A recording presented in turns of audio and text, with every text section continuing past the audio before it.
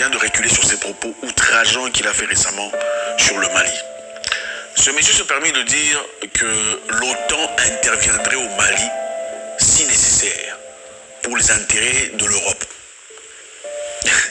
Donc l'OTAN viendrait au Mali pour intervenir, pour se battre, pour accomplir ce qu'ils accomplissent toujours, pour préserver l'intégrité de l'Europe. Donc c'est un peu pour dire, bon voilà, apparemment chez vous il y a des terroristes, comme il y a des terroristes chez vous, nous on viendra chez vous faire la guerre aux terroristes pour préserver chez nous. Sans invitation, sans demande, sans quoi que ce soit. Vous voyez le niveau de condescendance, de paternalisme dont on parle. Il recule finalement sur son propos, ses propos outrageants, irrespectueux à l'égard d'un peuple souverain. De manière aussi forte, le ministre des Affaires étrangères malien, Abdoulaye Diop, vient d'interpeller l'ambassadeur espagnol pour explication. Donc comment ça se fait que vous pouvez vous permettre de dire des choses comme ça? Donc vous pensez que vous pouvez venir chez nous, faire ce que vous avez envie de faire la guerre aux terroristes, les terroristes qui clairement n'existaient pas avant l'intervention de l'OTAN en Libye. Les terroristes qui n'existaient pas avant l'intervention de l'OTAN en Libye. En Libye, vous vous souvenez, vous savez déjà, en Libye on est parti sauver le peuple. L'OTAN est parti sauver le peuple de son leader. On va aller délivrer les Libyens de leur leader, Kadhafi. Et depuis lors, la Libye n'est plus la même. Depuis que l'OTAN a réagi en Libye, la Libye, vous savez exactement ce qui se passe. Beaucoup de gens souffrent, c'est la misère, la peine, la douleur. Un pays qui était prospère, où les jeunes se mariaient et recevaient 5 000 $ venant du gouvernement, où on ne payait pas de taxes. Il n'y a pas de taxes, aucune obligation de payer des taxes. Dans un pays où les gens avaient besoin simplement d'informer au gouvernement en cas de maladie, on pouvait aller se faire soigner ailleurs, à vil prix ou gratuitement.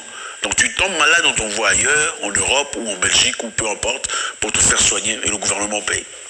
Mais il fallait libérer ce peuple de leur leader, dictateur, un tueur. C'est l'OTAN qui a accompli cette mission. Maintenant l'OTAN dit, à travers son ministre européen évidemment, on n'exclut pas la possibilité d'aller au Mali pour aller attaquer les terroristes. Je pense qu'à un moment donné, il faut réfléchir, il faut se remettre en question. L'OTAN, en réalité, avait d'abord été créé quand? C'était en 1949 par les États-Unis, le Canada et d'autres pays européens, dans le but de protéger l'Europe ou l'hémisphère ouest contre les soviets. D'accord? On voulait protéger l'Occident des soviets. On a créé l'OTAN, et aussi suite à la Deuxième Guerre mondiale, on a créé l'OTAN pour protéger. C'était initialement une organisation défensive. L'objectif était de protéger les pays qui seraient attaqués par un autre pays qui ne fait pas partie de l'OTAN. Mais bizarrement, avec le temps, les choses ont changé. Ce n'était plus la défensive, ça devenait l'offensive. On va aller libérer le peuple et leur apporter de la démocratie. C'est ça le serment qu'on reçoit, n'est-ce pas? On va aller libérer le peuple, leur apporter de la démocratie. Et cette démocratie, c'est ce qu'on a vu en Irak.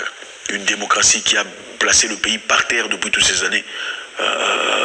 Périple des terroristes et des tueries et des braquages. Cette démocratie apportée en Syrie, la même démocratie apportée en Libye. Maintenant, on veut apporter cette même démocratie au Mali. C'est de ça qu'il s'agit. Je pense qu'à un moment donné, il faut comprendre le monde dans lequel on vit, l'hypocrisie dans laquelle on vit. C'est-à-dire, si nos intérêts ne sont pas soutenus, on va venir vous libérer, on va vous apporter la démocratie. N'est-ce pas ça?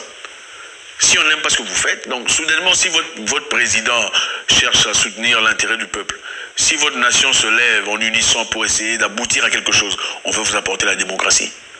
Quand le président est un voleur, c'est un dictateur, comme dans beaucoup de pays d'Afrique de l'Ouest ici qu'on connaît, personne ne vient apporter la démocratie.